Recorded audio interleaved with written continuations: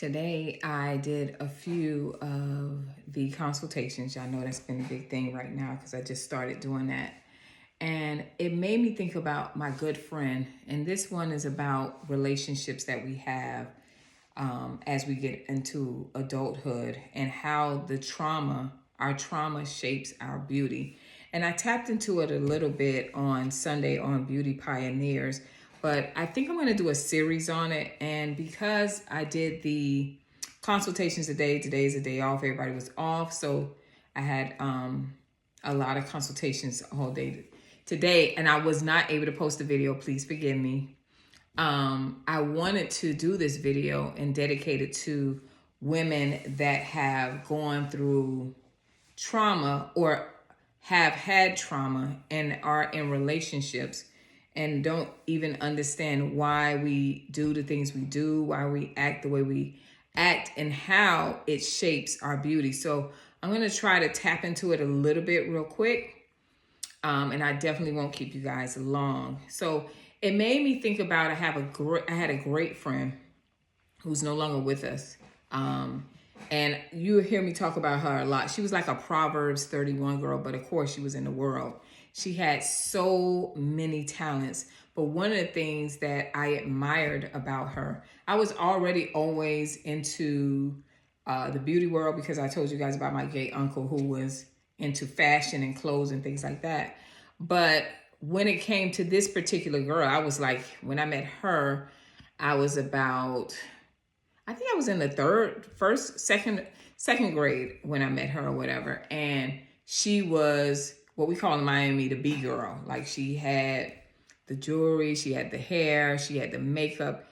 And I admired that about her because even if she didn't have anything, she would take nothing and make it into something, right?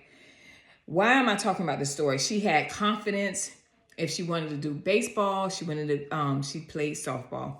She could dance. If she wanted a hairstyle, she can cut. She can, if she wanted to cook something, she can cook.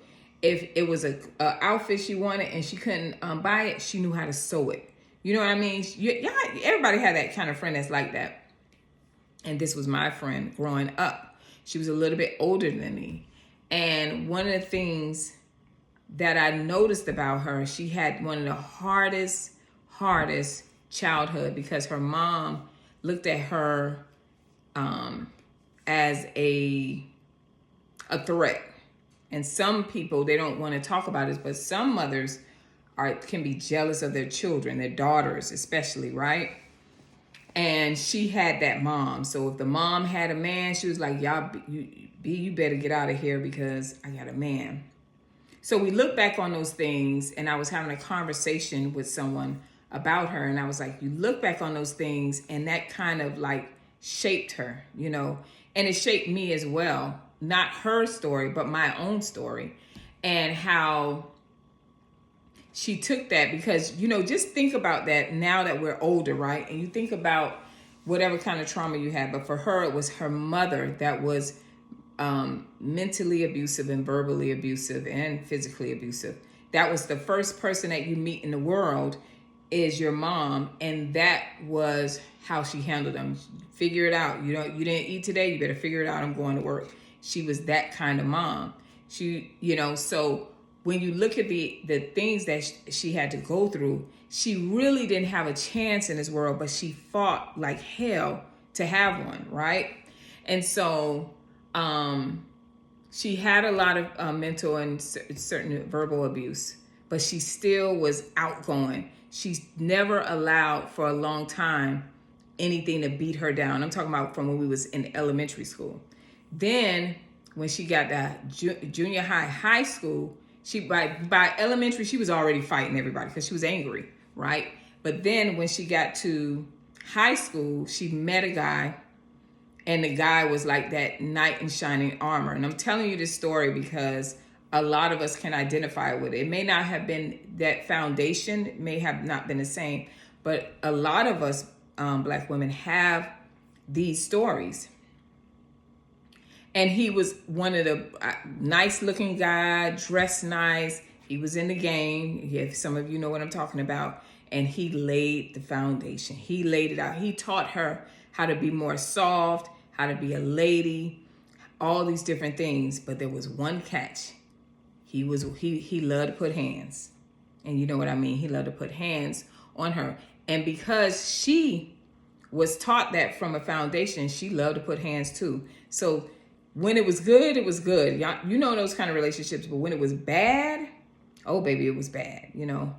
And one of the things I remembered her doing, and I look back on it and I was like, man, I did the same thing in my relationships, was the fact that she kept looking for her mom and other people to conquer that relationship that she wanted to be so perfect and just so. And I don't know if any of you can identify with it, because I say we're feeding our demons. We're feeding our demons. Everything she did, when I told you she went out for softball, all those different things, her mother never contributed. Her mother didn't even know about those things, right? She was like, well, if you want to, if she did find out about it, she said, if you want to do it, you better figure it out how to do it, because I'm not giving you anything. I'm not going to the games. She had no support when it came to that. So, but in that, even though a lot of us, you may have some type of abuser in your life, right? And I'm talking to if you didn't go through that, please don't comment. This is for people women that are Black women, especially that have dealt with this, and try to understand why in relationships, and even in not just relationships with men, just overall, why we do the things we do. And I talked about this on Sunday. I was saying how we have to look deeper into why we want to hide our hair, hide our identity. And I was talking about even the makeup. Like, I know Dawn was explaining how makeup enhances you, and it does enhance you. But a lot of us did makeup because we want to hide our trauma, or hide the things, the scars, the different things like that. We want to hide it, right? And then, so going back to her, I don't want to say her name, going back to that particular person, I watched her go from a relationship to relationship, and she had two, it was like Dr. Jekyll and Mr. Hyde. She had that Dr. Jekyll where she was like kind and loving and super smart and witty and all these different things. And then that Mr. Hyde, I don't know which one is good or bad, where she would get angry. She would think about things that has happened to her. She'll be in a relationship and something that the guy did triggered her from what the mother did. And then it was this, it was the clashing. And so I kept seeing her. And then as, I got older, we stopped hanging out or whatever. But eventually, we would cross paths every now and then because we live in Miami. And I remember the last conversation we had together. And it was like 2 weeks before she passed away. And that was more of the somber. And she was, she was still in her 20s, right? And the thing that I saw in her when she said the things that she said, I'm just tired. She wanted that thing. She just wanted that love. It's like she was going from place to place, people to people. And not just, like I said, a man relationship, friendships where you got friends, and we're going to talk about that in another video, where they were jealous of her, and she had everything. Men, because she was so beautiful and stunning, men wanted her. So it was nothing that she couldn't ask for, that she couldn't get. But the one thing she wanted was to the trauma from her childhood, from her mother. She wanted that through all of her relationships to be fixed. She wanted that perfect relationship. And I know a lot of us can identify with it, where we want that perfect relationship. And so what do we do when we want that perfect relationship? We, now I'm going to go into the men, and I'm telling you, we're going to deal with different series. But when it comes to a man, a lot of us, not everybody, but a lot of us will find a guy. He's attracted to you. You're attracted to him. And you start this relationship. And then all of the superficial things, the representative that he gives you and the representative that you give him, is what you actually are like infatuated with. It's not really love. You're infatuated with that. And so what happens is, and I can talk about this because I have done it. What happens is in my young life is that we take on the identity of what we think that that man wants us to be.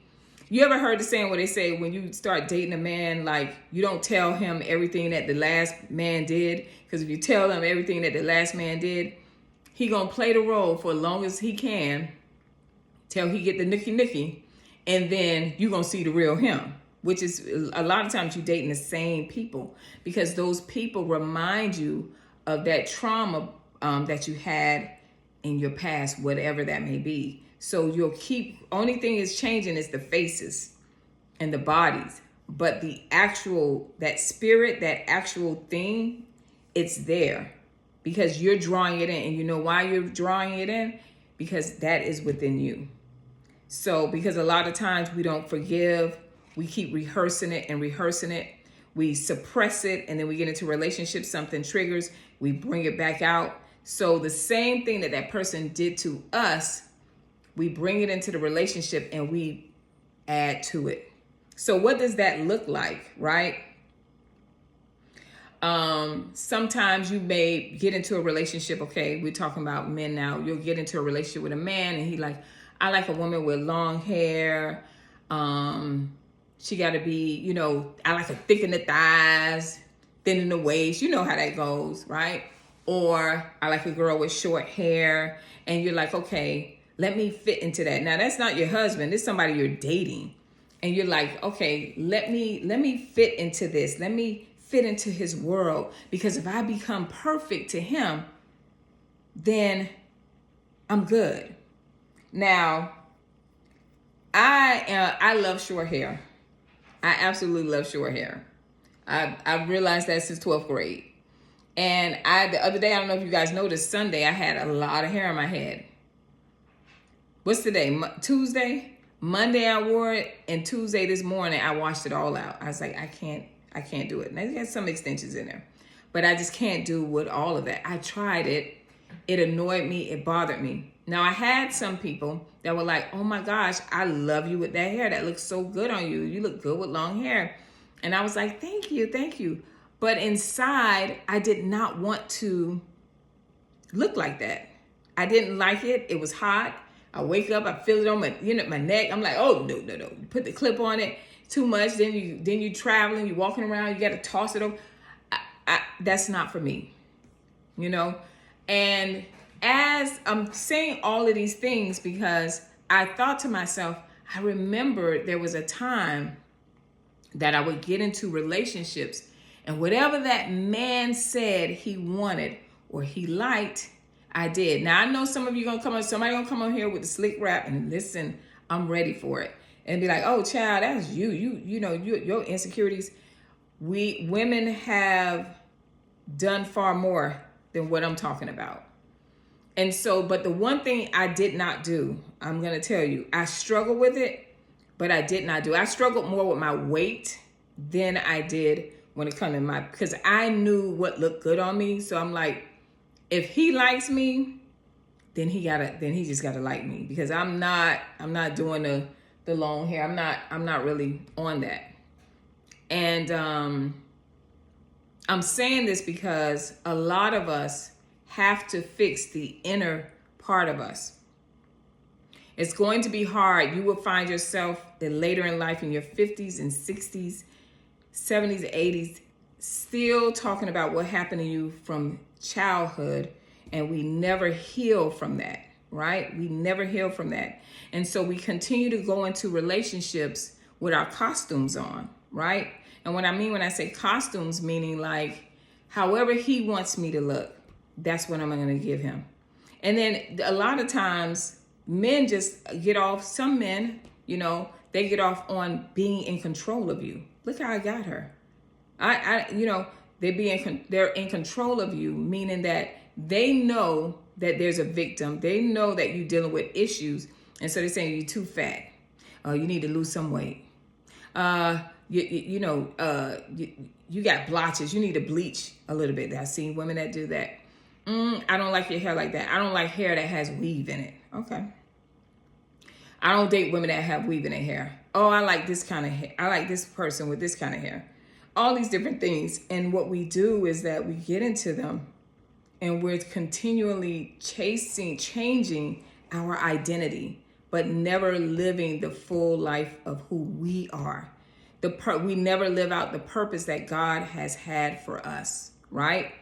Some of us are in or have been in abusive relationships.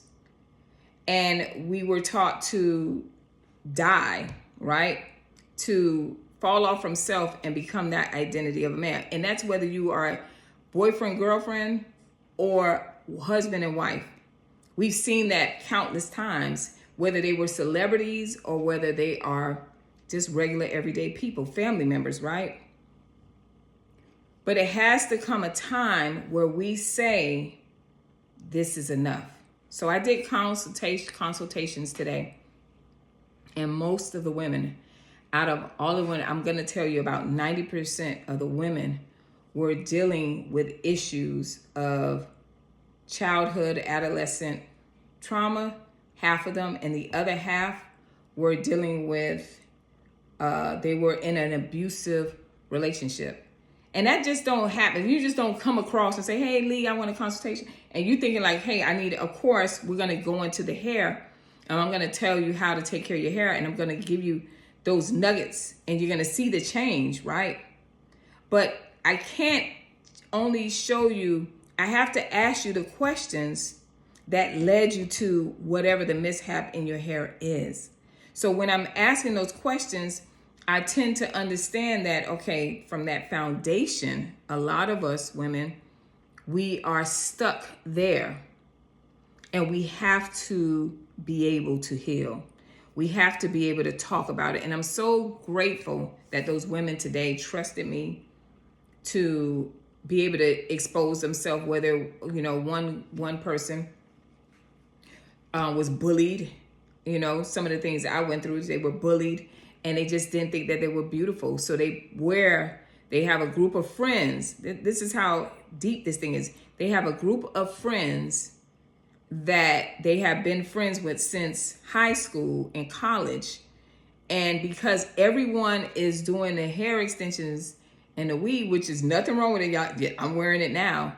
But because everyone is doing it, she's doing it. But she actually doesn't like any hair extensions. She pays a hefty bill every month, right? But she doesn't like doing those particular hair. She don't want to do a hair extension. She said, I actually like my hair short. I really want to go like a low afro. So why don't you do it? And then you hear the stories. Well, you know, I'm the middle child, and everybody else was light skinned. I was dark skinned. Or you hear the story about my sisters them had long hair and I didn't really have long hair. And so my mom started me getting hair extensions at a young age. And so it's so many stories behind it. One young lady, and I asked permission, was dealt with being in foster care and always going from home to home in homes where there were no black people, but she was a black woman. And what they would do is either throw a relaxer in her hair and never kept her kept, or put extensions in her hair. And when she said to herself, when I get older, I'm going to look like this. So we find the identity that we like instead of what we actually like, and we fit into that world. So I guess the purpose of this video is for us to talk about the core reasons why we are making decisions that regardless of what, we're going to damage our hair, and we don't care, because whatever we can do to ignore the trauma, we'll do that. But we don't realize that trauma, we are actually, it's shaping your beauty. It has shaped your beauty. You probably have been walking around a certain way. And I said this on Sunday, women who have gone through a bad divorce, and they like, I don't want to be married ever again, you know. And guess what they say? Because I saw, what's his name? Is it Michael Baisden? He put up a thing and said, women, how is it going with you being single? And I wanted to read the comments. They were like, oh, I'm happy. I don't have to get up and do my hair and do my makeup. and put on all these clothes. I don't have to please no man. It's peace in my house. I like being alone. You hear all these things. People come in my comments and say crazy stuff too. And I'm like, baby, that's trauma. You're not healed and you're not living. You keep, every one of them was like peace. Oh, I got peace. You don't have peace because you're remembering, you're rehearsing, you're dealing with that over and over again. That thing, that hiccup in your life, whatever that case may be in that divorce, has gotten you to a point where you don't even want to take care of yourself. You think that you're getting, who are you getting over on? You have no desire to take care of yourself. So your beauty is wrapped up in your trauma. And I need us to get it, because you can do all the consultations you want. And trust me, I love it because I get to really hear, and it's very intimate, and it helps me grow as well, ladies. But the trauma that you have, if you don't deal with it, you will go through your life and leave this earth never really truly being happy. And it will come a time in your life, you might be young, but it will come a time in your life that you're going to say, you know what? I'm tired of living this, whatever this facade is. That situation has held me in prison so long. And I did a post like that. And if you look at you on the YouTube post, I did a post about your perspective. It'll either keep you in prison or it'll give you a passport. It's something like that I wrote. And a lot of us are in prison because of our childhood traumas, because of things that have been said. Just one word. That's why our words are powerful. Just one word has shaped women in a way, especially Black, when we have gone through all kind of stuff. And I'm not to diminish other race of women, but I'm talking to my sisters because I know what I've gone through. And so we got to get this under wraps. This is the introduction to a series of things that I'm going to talk about when it comes to relationships, and also tying them in with our hair. So today we're talking about this, and next week we're going to, in the next video, I'm going to talk about how your hairstyles tell us things about you, right? That you may not even think. You actually, and I said that you think that you're hiding it. You're not hiding it. We can see it. We can see the pain. We can see the trauma. We can see the anger. We can see all of that, you know? So I pray that this video has helped you. And if you want consultation, so the ladies, eventually they're going to start sharing testimonies of not the intimate part, but they're going to start telling you about how the consultation has changed their lives, not just the mental part, because I'm not a psychiatrist, I'm not a therapist, I'm a hair coach. But I have to, I don't force them, but I tell them, you got to dig here and heal that situation in order to, when you do come and your hair is growing and is flourishing, that you're embracing all of it. Because when you start embracing your natural beauty, right? Everyone in the house benefits. Everyone in your life benefits. And you benefit. And that's the most important part. So I pray that this video has helped you. And I'll see you guys next video. Bye.